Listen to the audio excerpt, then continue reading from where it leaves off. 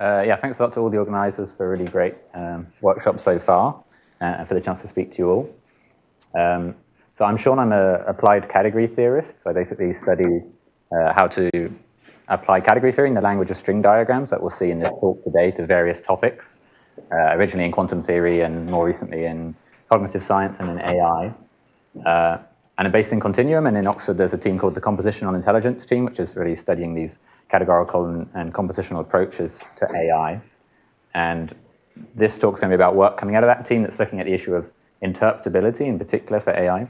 So it'll be leaning more towards the artificial side of the workshop rather than the naturalistic one, but we will see how the same kind of diagrammatic approach can be used to describe a few models inspired by cognitive science as well in the talk. So yeah, just to get started with the motivation. So AI models obviously are very powerful, the ones that we have today, and they do some amazing things, but broadly speaking, most of the most powerful ones we have can be said to lack this property of interpretability, meaning that it's really hard to say how they're working under the hood. And for many applications, this is totally fine. But in certain areas, which are called sort of high stakes areas like finance or the health sector, this is seen as a major problem. So if you want to have sort of accountability for the use of your model, you generally like it to be more interpretable. So for an interpretable model, we'd like to be able to answer questions like, how does it work? Is it biased? Why did it give some particular output and not some other one? There's now this field called explainable AI or XAI that's hoping to solve these kind of questions. Often the work that goes on in that method is described as post hoc, where you start from a given trained model and then basically try to interpret how it's working inside, often in terms of input and output behavior, although it can be more sophisticated. But I think it's basically fair to say that the field's in its early days and there's more work needed, and we think more formal work needed as well.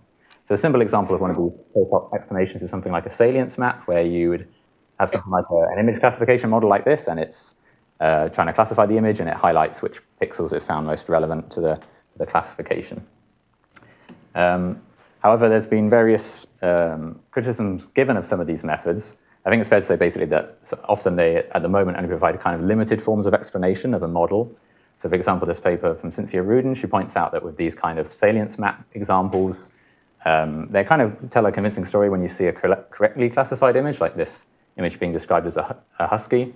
But when it gets the model wrong and it says it's a flute, you still get one of these salience maps, and it kind of brings to front of your mind the fact that the map isn't really giving you a full explanation for how the model works, it's just telling you a bit about it. So we'd probably like more sophisticated explanations than this to answer the kind of questions at the top.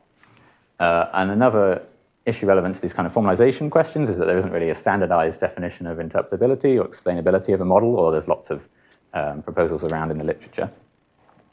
So in this talk, we're going to be taking a perspective on interpretability based on a following intuition. So the idea being that for a model to be interpretable, we should be able to give it an interpretation, which means looking at the structure of the model and assigning meaning to it. And the kind of structure we're going to look at here is compositional structure, i.e. you look inside the model and you can assign meanings to some of the parts in there. So if you're willing to go with this kind of intuition, then you probably want, and you want to make it formal, then you need some kind of formal language for talking about composition. I think it's fair to say if that's the case, then you probably category theory is your best bet. It's kind of understood as a mathematical language of composition. And the kinds of category theory we're doing in this talk, in particular, have this nice property that you can describe them with these string diagrams. So these are fully formal ways of reasoning about processes in a category, but they're nice and graphical, and they mean that you don't have to write.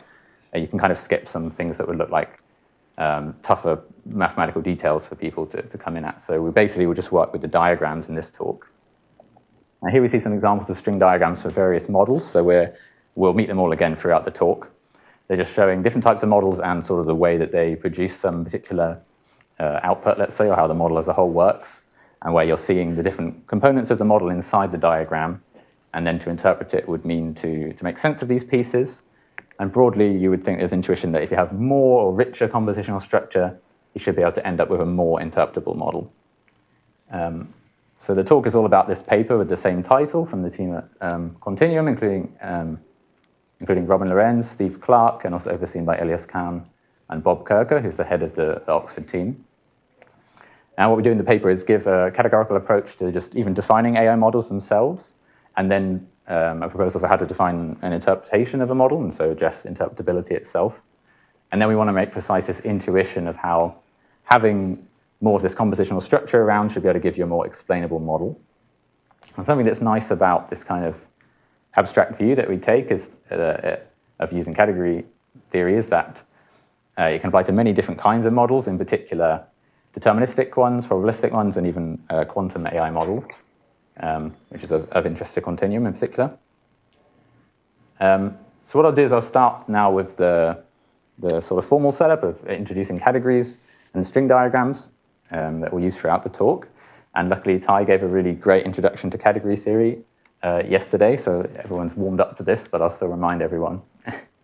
And we'll be using these string diagrams, so it's a kind of new notation as well. So if you recall a category, you can think of it as a kind of world of interacting processes of some particular type. So they could be deterministic, or probabilistic, or quantum, or so on. And it consists of a collection of objects, say written capital A, capital B, capital C, like this. And then what are called morphisms, or often called processes as well. I'll probably use both words in the talk, written like this, F from A to B between them. In this talk, we'll be talking about categories that are called symmetric monoidal, and we'll kind of see what that means as we go. But what we're going to do is, rather than using this kind of conventional notation of writing morphism like this, we'll always be using these string diagrams instead. So now a object is depicted as a wire. So this is a wire of type A. And a process or a morphism is a box. So this diagram just says that F is a morphism from A to B, and we read the diagrams up. So the input's at the bottom here, and the output at the top. And what we can do, because we're in a category, is plug these things together. So if we have another process, G, from B to C, we can compose them in sequence to get this new one from A to C. And because we're in this monoidal category, what that means is that we can also compose in parallel. So if I have two objects, A and B, I can make this new one that's just given by combining them. That's called their tensor. And similarly, if I have two processes, F and G, I can take their tensor, which is this new morphism, F tensor G, from their inputs to the tensor of their inputs to the tensor of their outputs. What's nice about the diagrams is I don't think we'll even see this tensor symbol again in the talk, because basically all you ever have to do with these tensors in the picture is just draw the processes running in parallel, side by side. So you do think of this tensor as just meaning F is happening over here, G is happening over here, and they're essentially independent in this composition. And from these operations, you can go on to build whole string diagrams where things are being plugged together in various ways, as we'll see. So if you were working with this sort of old school, like actually writing things out mathematically, you would then need to write a lot of equations that these composition rules satisfy. The nice thing about diagrams is that most of them just kind of are self-evident in the notation, so you don't really have to think about them.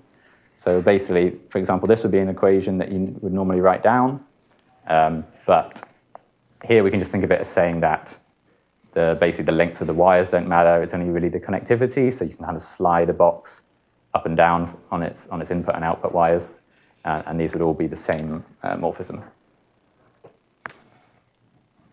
Because we can tensor things, we can have processes with multiple inputs and multiple outputs in general, because really you're taking the tensor in both cases. So, a general box F looks like this, where it goes from inputs A1 to AN to outputs B1 to BM.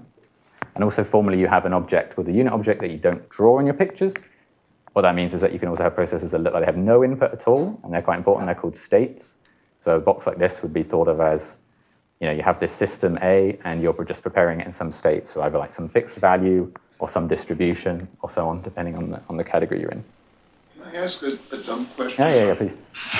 I do not really know category theory, but I've come across just Cartesian product. Cartesian products. Cartesian product categories. Yeah. The category A and a category B. A cross B is just a category where you do things separately to one of them. It's also a product and so on and so forth. Yeah. How do these relate to those? Because they look very similar, these symmetric monoidal categories. Yeah, I mean, it is related in the sense that this tensor, I mean, if you've read about functors and things, then this tensor operation is a functor out of the Cartesian category. So if you want to formalize out of the product category, so if you want to formalize what this tensor operation is, it's a functor out of C times C in the thing you were talking about. Oh, so it's a functor rather than just... The tensor itself can be seen, it's a functor in that way. And you can, yeah, I mean, there's lots we could get into there, but it is related, yeah, is what I would say. Yeah, you can also have a Cartesian product inside the category, so that would be a special kind of tensor operation internally, but maybe it would get a bit formal to go into all of that now. Thanks. The final thing I mentioned that we might see in some diagrams is that the categories we'll look at often come with these extra features around, particularly this one for copying, basically. So every wire will come with this distinguished morphism drawn as just a white dot. And you can think of this as just taking in your system and copying it, and you get two outputs of the same type. So this would be like A at the bottom and two A's at the top if A was the object. And even more commonly, they have this process for discarding, which you can think of as just ignoring an object now, ignoring a system. In probability theory, it would correspond to taking things like the marginal of a distribution. So we'll see more examples of the string diagrams throughout the talk. The relevant question is, okay, what are these processes then? Or in other words, what categories do we actually care about in this talk? There can be many things in general. For the purposes of the kind of AI models we'll look at, basically these three categories suffice for what we're talking about. So at the top, we have a category called NN for neural networks. So there, an object, or like a wire in your diagram, is a space of the form r to the n for some natural number n. And the morphisms are just functions. So a box is a function, could be linear or nonlinear. And in particular, in this category, you can draw diagrams that would describe neural networks themselves. Or you could take your boxes to be probabilistic in nature instead. So now your morphisms will be probability channels between sets.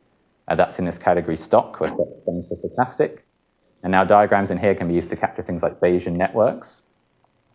And finally, for the kind of quantum models I mentioned, for those familiar with this stuff, you would take your objects to be finite dimensional Hilbert spaces, and your morphisms to be completely positive maps between their spaces of operators. So these are just quantum, the kind of processes you normally look at in quantum information theory.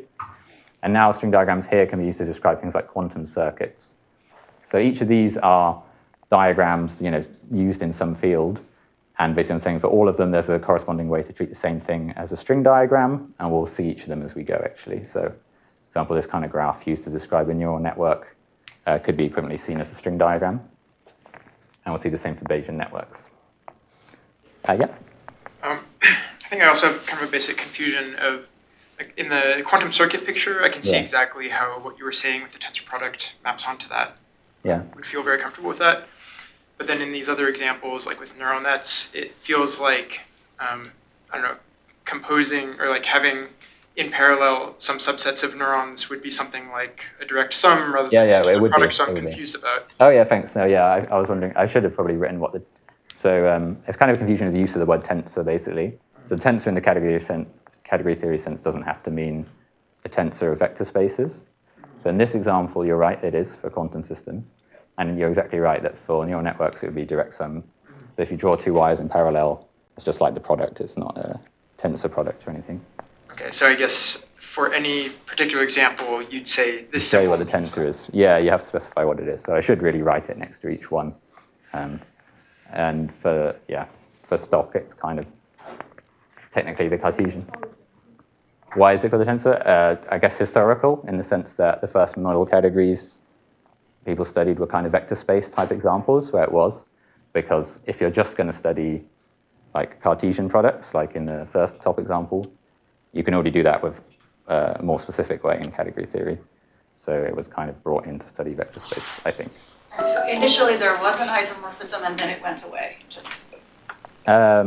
was always just an abstract definition, this monoidal category definition, but the use of the term tensor was just because the people were thinking of those types of examples, but it does lead to this confusion every time you bring it to people, yeah. So I could just call it the monoidal product, and that'd probably be clearer, yeah.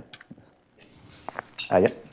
Did you intentionally omit trace preserving, so you don't require the maps to be trace preserving, but it's trace non-increasing? Yeah, you can do any of those would make a subcategory of this one. So obviously, if you're just looking at circuits, then yeah, you can do CP-TP maps. So they would be the ones that preserve this discarding morphism. So there's a property you can use to single those out. Sometimes for talking about post-selection and things, you just want to work with talking in this bigger category. It's true that most of the time, trace non-increasing is also all you need. Yeah. So So any of those make a category, and I just picked the biggest one here. Yeah. Okay, so having done the sort of category theory part, I'm just going to talk about how we're going to treat AI models in this talk now. And we'll do so by formalizing them as what we call a compositional model. So a compositional model is going to consist of two things. It's going to be a sort of abstract structure on one side, and then kind of semantics or implementation on the other. And the model relates these things. So for the abstract structure, we need what we call a signature, or a monoidal signature, really. So signature G consists of basically a set of abstract objects. So they're not really in any particular category yet, but we think of them as objects. But we're going to call them variables. And then particular morphisms or types of morphisms between those that we call the generators. And we'll see an example of this in a second. But you can just think of them as like a picture of a box, and we're going to say, okay, it has this input A, another input B, and output C or something. And we haven't said what category we're in yet. It's just a sort of type structure.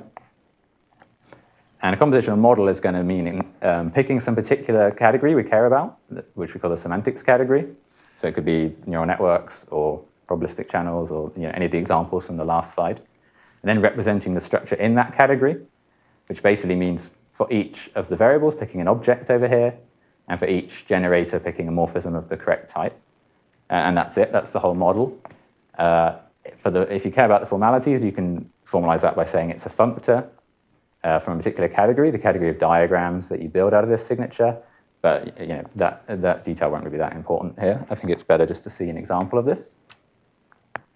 So here's a really simple signature. It just has two variables, v and w, and one generator f, and just says, okay, f is a box that takes a v and a w, and it outputs w. The model will say, okay, we're going to use this category nn. So that means for each variable, we need to give it an object. So it'd be a space like r to the n for some n. And we're just going to say, okay, both v and w just go to the reals. And for the f, that means we have to specify a function with two real inputs and one real output. And we're just going to use addition in this case. So that would be like a very simple example of a compositional model. But just from that mapping alone, the point of it is that once you've got a representation of f, you can now give a meaning to any diagram that you build from f. So here's like a string diagram using these copy maps now, but it has two f boxes. We automatically know what this means now just by plugging in our mapping on each object in each box. So in this case, for example, it would describe the process that you can work out would be xy goes to 2x plus y. So the model is just saying, okay, we've got abstract structure of some given type, and here's a particular implementation, as it were, in some category. We'll see loads of examples of these in a second. But before that, I'd just like to say how we're going to treat an interpretation of something like this. So this is just saying, this box is going to be a function like this. But it doesn't really tell us what it means intuitively. So we also want to formalize what an interpretation of a model like this is. So the idea would be that for an interpretation, now we have something else. We have a collection of basically terms or concepts that we consider to be understandable. And we haven't formalized what that means. It's just a given fact, and it would depend on who it is that's doing the interpretation or what the situation is. We just basically have a collection of them.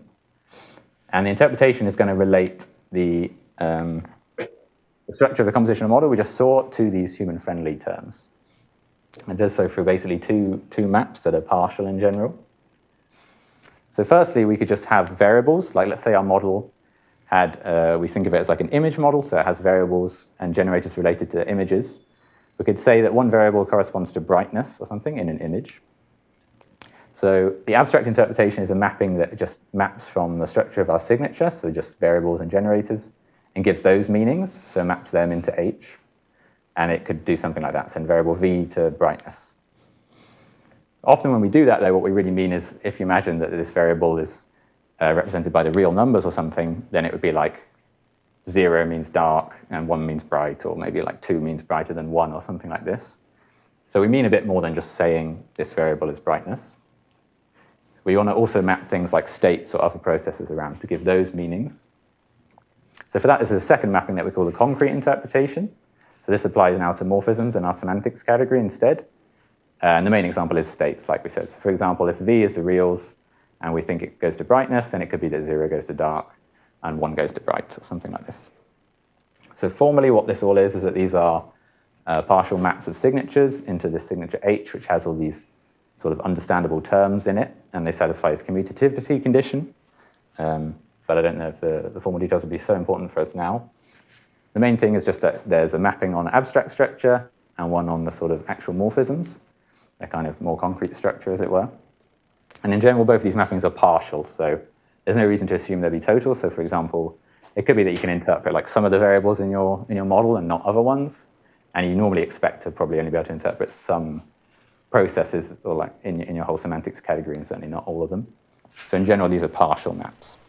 If it were total, would this be essentially a structure in like model theory?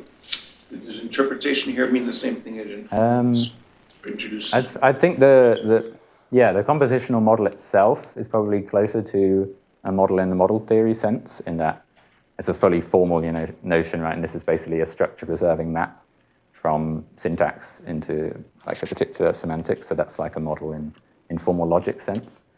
And this one is like almost the same thing, but it's kind of less formal in that we haven't really defined what this notion human-friendly means. So this H.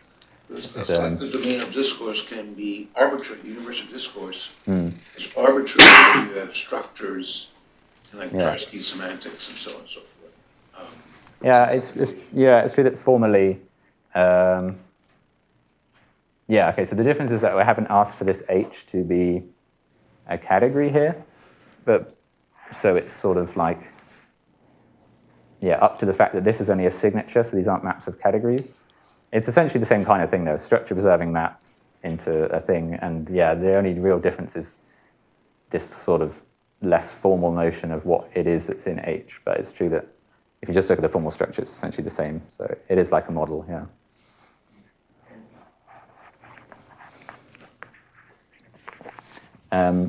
So I was just saying that because these maps are partial in general, so we say a variable has an abstract interpretation when this map IA is defined on it. And in particular, we'll say it has a concrete interpretation when also every state of it in your semantics category has an interpretation too. So this concrete interpretation map's defined on that.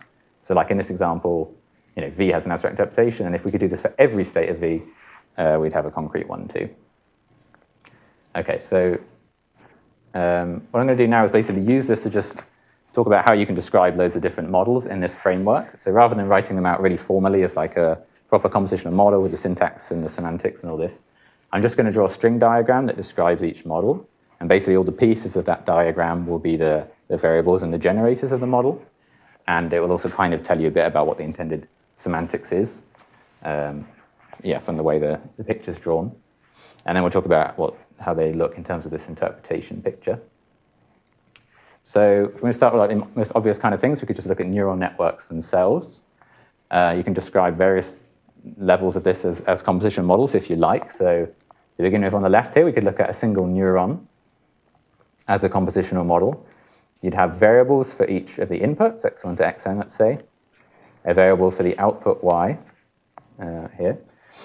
And you'd have generators basically for the weights and the biases of the neuron, and also specifying what this nonlinearity is.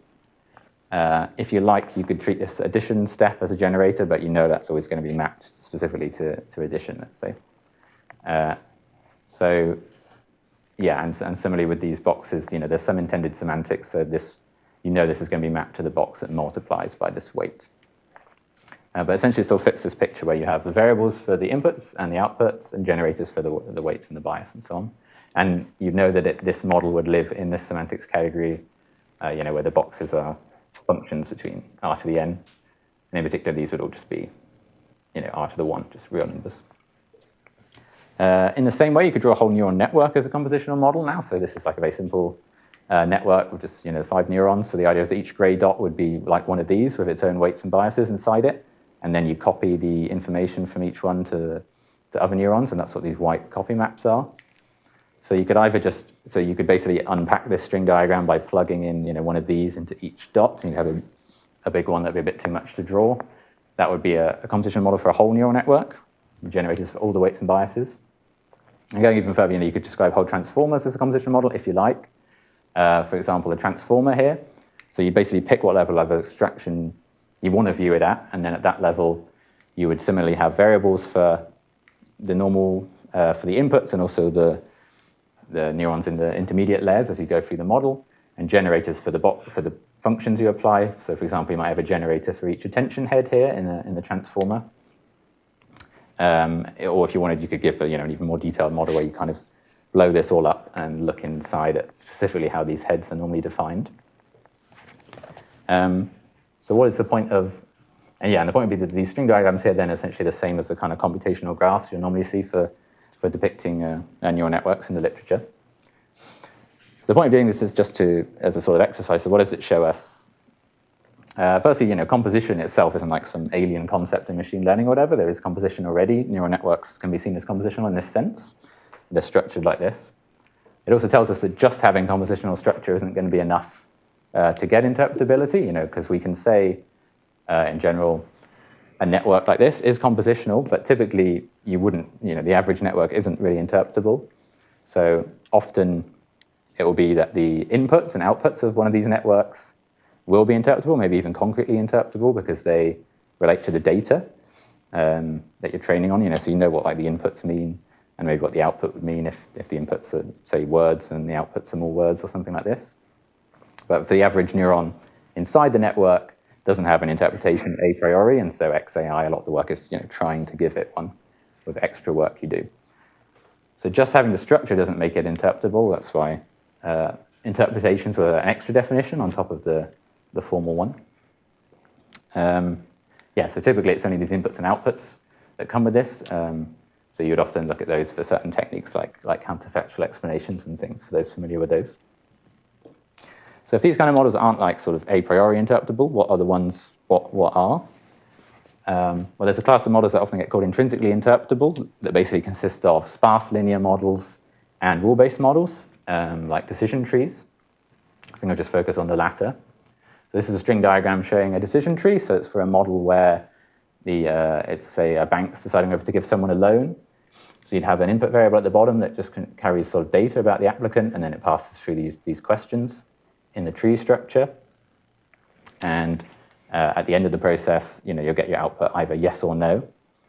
And there's a way to give semantics to all of this, where it does indeed implement the function that you would expect for this kind of shaped decision tree. So the point of doing this would be, okay, so this is a model that's typically considered very interpretable. Does it fit our definition? Yes, it does nicely. So the wires in this case would just be storing basic information that's relevant to these questions. So they would be concretely interpretable in our sense. They would just be, what every state means is just stating some facts about the applicant, let's say. And what all the boxes mean as well. They just correspond to asking the question that we've written intuitively on them. So the decision tree itself would certainly come with a nice concrete interpretation in our sense. And also what's nice is that the structure of the string diagram you draw also matches sort of the intuitive way you'd think this model is interpretable, which is that just given some input, you can just run yourself through the decision tree, and see what you get at each point, and you can see how it's working. So this is kind of encouraging. It suggests the definition is kind of fitting with examples of intrinsically interpretable models that are out there. And it encourages us to come up with a slightly broader notion now, to just extend what kind of models we think of as being interpretable. So we're going to call a model compositionally interpretable when it has a complete or total, basically, abstract interpretation. So I mean every variable and every generator in the model has an interpretation, so it has some meaning to us. This is weaker than asking for a full concrete interpretation. We haven't said that every state of every variable necessarily we know what it means yet. We just at least have some meaning assigned to each variable. So all of these intrinsically interpretable models would fit this definition, but we'll see further ones that give you further examples in what counts. So firstly, at one level of abstraction, you can see something like a recurrent neural network as a CI model. So it has basically a generator for each word in your corpus, or each word that you're modeling with your network, and that would be represented by just the network, the corresponding neural network that you get for that word. Since we read diagrams bottom to top here, so this is saying Alice says hello. So the resulting, you'd plug in some initial state, and then applying the RNN would mean running through the boxes for each of those words, and they'd each correspond to one generator. And we would say they'd have an interpretation because we know, this means Alice, basically, this means says, this means hello. You could equally draw it more like this picture on the right, which is a bit closer to how it's normally treated, where you have one network which takes the word as an input, where it's basically the same picture. So this would be a very simple kind of compositionally interpretable model in that you just have the one variable, and you just have this quite simple kind of composition. You're just composing along a line in sequence. There are more kind of sophisticated versions of the same idea. These are, for example, there are these models called disco-circ models, which stands for distributional compositional circuit models. These have been studied quite a bit in the team at Quantinuum. So here, what you do is similar to before. We have a process basically describing the meaning of a text, as in an RNN, but now it can have sort of parallel composition going on as well. So in these models, you have a text, and it gets represented by what's called a text circuit. And you think of this as basically updating the meanings of the nouns or the discourse referents in the text. So a simple example on the left here, Alice laughs and sees Bob, who likes Charlie, would correspond to a text circuit like this, where you have a wire, so a variable for each of Alice, Bob, and Charlie, and again, a generator for each word, but its type depends on whether it's applying to just the one person, like laughs, or whether sees is applying to two people, like Alice and Bob. So verbs would look like gates like this, basically. And in the full disco-circ model, you can also have higher order processes. So I won't go into how these are formalized, but it still essentially fits our same picture. Just now you can have things like adverbs, like clumsily here, being applied to the box dance. So this is like a higher order box where the idea is you sort of plug in the box as an input argument, dance, and then you get a new box that's clumsily dance as one thing. So you have to formalize these slightly differently to the other models in this talk, but similarly, it's the same basic principle. There's a generator for each word, and variables for discourse reference. So you would still say this is a CI model. And what's nice about models like these is, well, we didn't have to draw any copy maps around, which is a kind of classical thing. So they don't really have, they can also be implemented in a quantum way. They just need any monoidal categories. This is really general. So if you want, you can implement them with neural networks, where you'd have a network for each word.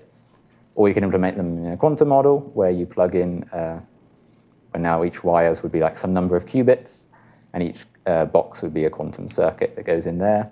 And there's work from the team about actually training one of these quantum type models and then testing it on an actual quantum computer to do a kind of simple reasoning task. And they found that even some of the circuits you get out of this as a result would be hard to simulate classically. The most important other kind of CI model I mentioned, there's one that's like a lot more well-known than these, and that's causal models or causal Bayesian networks. So these are kind of the class of models that we think of as CI that kind of are already being studied a lot in machine learning and XAI, within this field called causal machine learning. So typically, the diagram on the right is the string diagram. It's the kind of diagram you use for a causal model. And on the left, we have the more conventional account of these. So this would be a kind of simple causal model for describing the relationship between smoking and lung cancer. So you'd have some variables that can each take some values. Here it's the LS, B, and A. And you draw a DAG showing their causal relationships. For example, here we see that whether somebody smokes is supposed to be caused by these background conditions, B, and those are caused by their age. And whether they get lung cancer is potentially caused by any of those. So that's what the DAG is telling us, this directed acyclic graph that shows the causal relationships. And then on top of that, you would give the values the variables can take, and then actual probability channels for each of these variables, showing like how likely each value is to arise based on its parents. So for L, it would be every variable, whereas for S, the parent is just B. And typically what you do is you'd multiply all of those together to get one distribution that would be Markov for this DAG. So that's a kind of conventional picture. It basically means you have to draw a DAG and think about probability distributions and carry these things around. Or you can view it in this equivalent string diagram on the right. So again, you have a variable for each variable, what you'd normally call a variable, and now a generator that produces it in terms of its parents. So for example, this L, you have this box that produces L in terms of its parents in the DAG. And this would be the equivalent kind of, And the way you build this thing from the DAG is you just have a wire for each variable, and you copy it and pass it to all its children. So for example, S needs to go to L. and then we copy it out of the diagram if it's what we consider to be an observed variable. So the point of this is just that you can translate basically causal Bayesian networks, as they're often, or just Bayesian networks, into an equivalent string diagrammatic form. Why would you, and then why would you do that would be the question. Essentially, it's because you can do probability theory with string diagrams as well. So I won't have time to really demonstrate that in the talk, but there's a whole scene now in applied category theory studying causal models and probability theory with the diagrams. Oh, yeah, sorry. What's the advantage of using the other approach? What are cases where there is something more happens in interpretability with this approach? You mean for this in particular, or for the whole context for of the talk? category theory, and in this case, using stock, for instance. In general, I'd say the point of the approach is to give a kind of meta-language for looking at different types of models. So if you only care about one particular type of model, you might not need to make use of this whole thing. But there's certain models that are kind of category theory native, like these models, they are just defined in this way in the first place. And the perspective is basically like, how can we broaden the picture on what kind of structure an interpretable model can have to include things like this, whereas the literature at the moment basically would think about functional kind of things, so more just like this. So it's just broadening the view, as it were. You mean for a specific model or a? For the advantage of applying category theory. Well, that's quite broad. Yeah, I mean, so in this case, causal models, for example, I think the advantage is that the graphical string diagrammatic formalism is kind of more transparent as a way to reason about them. Like, it's actually pretty nice that you can draw the model and then do all your proofs about causal inference and things like this just using the one graphical language. But I don't really have enough slides to demonstrate that to you here. That's another talk, but that would be the main reason there. More generally, it's that the category theory, I'd say, is this meta language, or that it lets you define certain types of models that you wouldn't even think of if you just write functionally or in conventional kind of approaches. Maybe we should talk about it more at the end then. Yeah.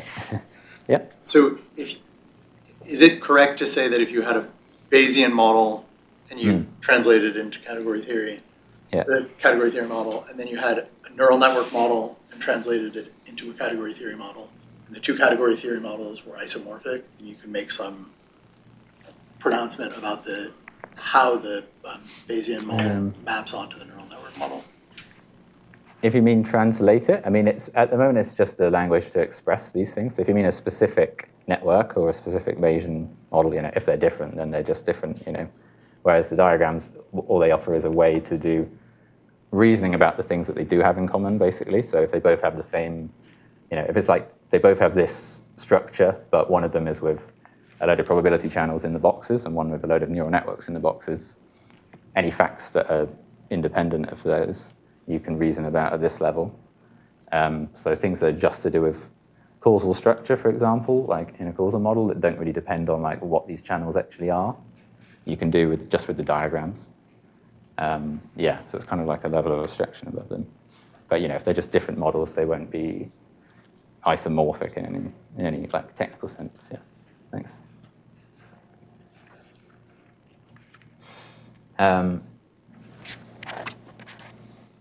So the point of these would just be that these are sort of a class of these interpretable models that are already studied a lot in causal machine learning. You can equivalently describe them categorically, just for those interested, although I don't have time to like make it convincing here. I can tell, but if you're interested in how to do basically causal reasoning and describing these models just string diagrammatically, you can check out some of these papers. There's a little hint of some of what that looks like here, though, on this slide. So the point of having a causal model above other kinds that we've seen is that they're kind of extra nice. They come with further features, which are what are normally described by the causal model framework. And these kind of give you other kind of benefits for interpretability. They don't quite, I don't think they're fully captured by the definition I gave earlier, so there's something else that we'd like to formalize. What they let you do is more stuff, basically, with your model, right? So, for example, you can now reason about interventions, like what if I took my model and changed it so that everybody had to smoke or had to not smoke. This would be an intervention on the smoking variable S, where you fix it to some value, and then you can describe that by doing this kind of diagram surgery on your model, and then you do some rewrites to see what the resulting distribution would be. And you can also do counterfactual reasoning if you have a functional causal model. So an example of a counterfactual would be, say Mary wakes up with a headache, and she asks, had she taken an aspirin last night, or she's still woken up with a headache today? The answer is a distribution over headaches, and you can compute it using these operations on the structure of your model. It can be described just in terms of string diagrams. Roughly, you basically fix some background conditions, and then you consider these sort of two worlds, one where you condition on what did happen, and one where you intervene to make the aspirin be taken. And then you do some rewrites for this diagram to end up with the final distribution that gives the answer to the counterfactual.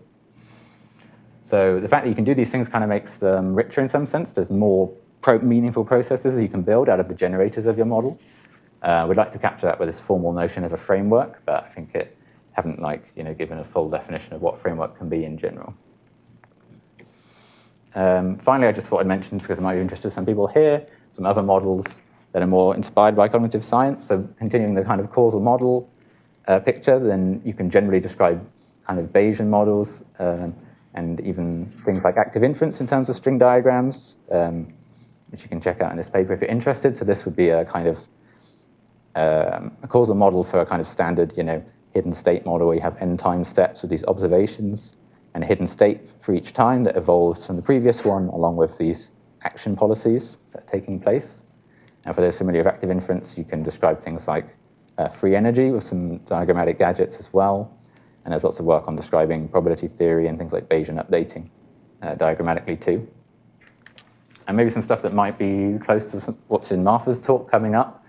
We've also looked at conceptual space models inspired by this framework from Peter Gardenforth, where you sort of look at spaces that are factorized in terms of different domains, such as, say, colors or tastes, and you look at concepts on those, which can basically be viewed as processes of this form living on this factorized space for color and taste.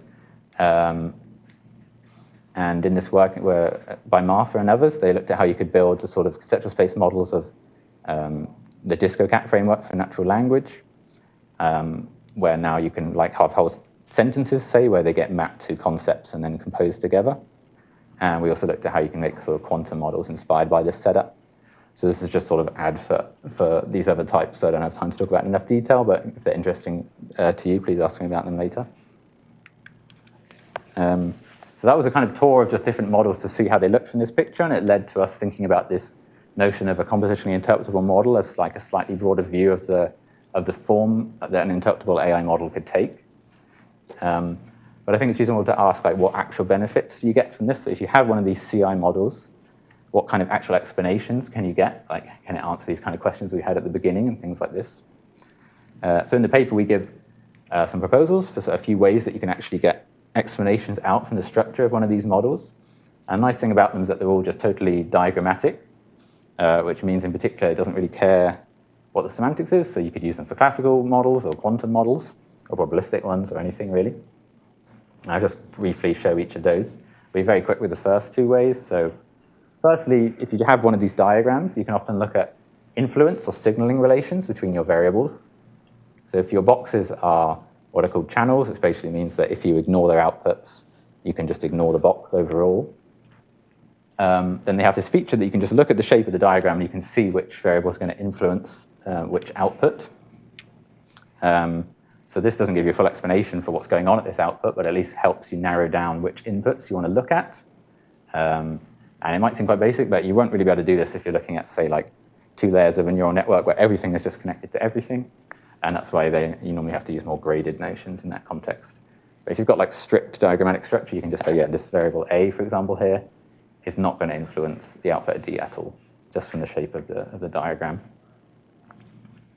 The second thing you can do very broadly is what we call diagram surgery. So if you have a string diagram that makes sense to you, so it has some interpretation, then often there's lots of things you can do where you basically act on the diagram and change it in various ways that are meaningful as well. So you take some box in the diagram and change it to some other one. So the example we already saw was the interventions on a causal model. So you have your causal model and you just say, okay, what if I change this mechanism to just be some fixed value?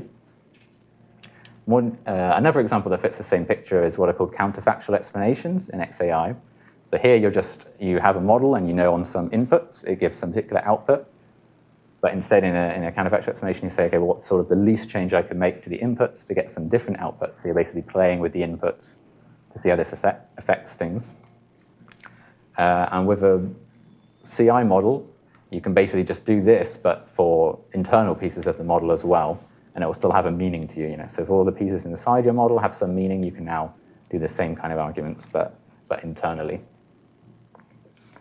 The final kind I'll talk about slightly more detail if I have time are called rewrite explanations. So these are like the most ambitious type of explanation that we try and get from a model, but also like the most speculative. So it's open whether you can get these in practice, but if you could, they give you a like much stricter kind of explanation. So the definition is, let's say we have two diagrams that are interpretable to us coming out of two models. So a standard example would be we have some model F, and we have some inputs, and then we get some output, and we want to kind of explain this. So the rewrite explanation is going to consist of a load of sub-diagrams that we can also interpret, and a proof in diagrammatic terms that, like, just plugging these in, we can get from the one diagram to the other one. So let's say we have this model, we have this input, but we know it factorizes in some particular way, and all these boxes have like some meaning to us, so they have an interpretation. And we can keep going with some other axioms like this, and we keep reasoning until we get the output. This whole kind of reasoning step can be seen as a kind of explanation as to why the model gives this output from the input. But to be an explanation, it must be that all these things are actually interpreted, right? So if you just have a neural network, you could just plug the inputs in and just trace through, and it'd be some huge diagram, but you'd eventually get to the top, and you'd get there. But it wouldn't really be an explanation because you wouldn't know what any of this means. So we have this feature that all the diagrams actually have to be interpreted. So I'll just show a couple of quick examples of these. The simplest example would be something like an RNN. So let's say this bank is trying to, again, decide whether to give somebody a loan. And they're using this RNN model now. We want to explain, we find that if there's an employed homeowner, they always get a loan, and we want to give an explanation. So the axioms could be something like this. If you go in your initial state, and you see that they're an employed homeowner, they're in some state that we can kind of interpret as reliable in some way. And then we see that, okay, if they're reliable, and we ask if they should get a loan, they get the answer yes. Then we can just plug these facts together, and this is like the simplest possible kind of rewrite explanation proof. We just put the two facts together, and we see that we're going to get the loan being granted. So the issue would be like trying to give this interpretation to some state mostly. But although it might seem totally trivial, you can't do something like this with a generic model, like a black box kind of model, say a transformer or something. Even if you know that employed and homeowner give some state that you can, for whatever reason, interpret as a reliable person, and you know that they should be granted a reliable person should be granted a loan, there's nothing in the structure of the model that really lets you plug these facts together, because you would just use a different shape model for the sort of free word case down here. So there's no structure there that really lets you do this reasoning. So it does kind of rely on having actual non-trivial compositional structure around. Point I want to mention is just the same kind of example, but with one of these disco circ models. So we have text saying something like, Alice is with Bob, Bob is in the garden, where's Alice? And let's say it correctly answers garden. So it's one of these text circuit models, so we want to explain how it gets the answer. So maybe we have some equations that tell us how these words behave. These could either be enforced in training or maybe found empirically afterwards. So we know that basically this says, if you ask if somebody is with somebody or if somebody is in some location and you ask where the first person is, it's the same as just asking where the second person is or where the location is. That's what these say. If you had axioms like that, and you could either derive them or build them into your model, then you can just plug them into this proof where here we have the text circuit for the text, and we do some rewrites, and we'll see that if we ask where Alice is at the end here, we're going to get the answer is basically going to be wherever the garden is. So you can imagine doing like more sophisticated versions of the same argument on actual text where the diagrams would be much larger. And the question is really whether you can get sort of useful models that actually come with these kind of strict equations, or at least approximate ones, because you don't ideally want to put all of those in by hand. But if you can find them, then they let you do this kind of reasoning where you can actually get constraints on how your model would behave. So So just to see a summary of what we did.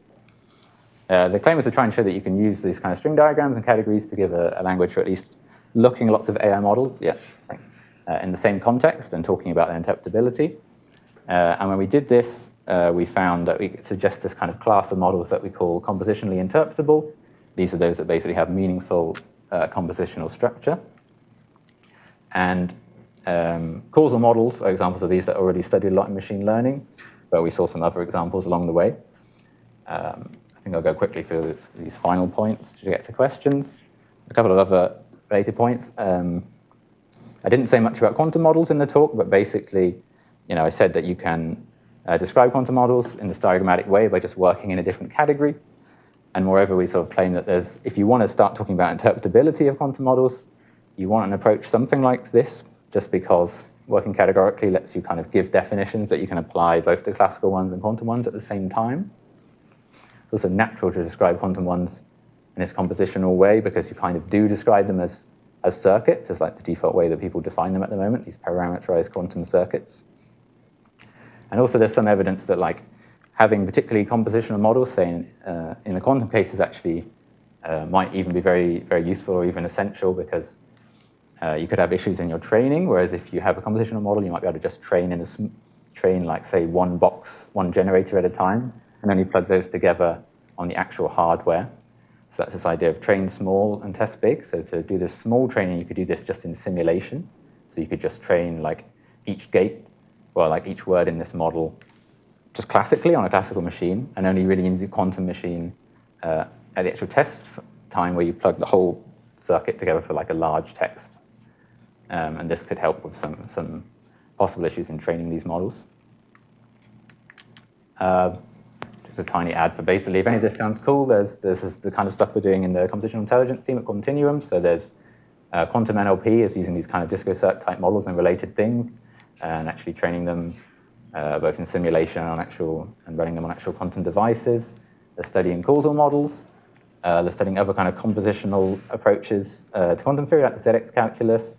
There's other compositional aspects of machine learning that are being studied, and also models like these conceptual space models and so on. So come talk to me if you're interested in any of this stuff. And yeah, I'll take questions now, so I just thought I'd mention the sort of big directions left at the end, rather than any smaller ones. So the big problems really are, if you're just starting from raw data, where can you get this kind of explicit compositional structure? In causal models, they have the same problem, and they call it causal representation learning. So it's like just given raw data, how can you get one of these like explicit string diagrams, or in their case, DAGs, out of it? Another question is it's just generally there might be other ways to relate a kind of low-level model, like a network, to one of these structured models. And one I'm particularly interested in is something called causal abstraction, that's studied in causal machine learning. And finally, because I've mainly talked about stuff that's quite independent of semantics, we're interested in what extra stuff you get if you ask your model to be quantum. But I'll stop there. Thank you.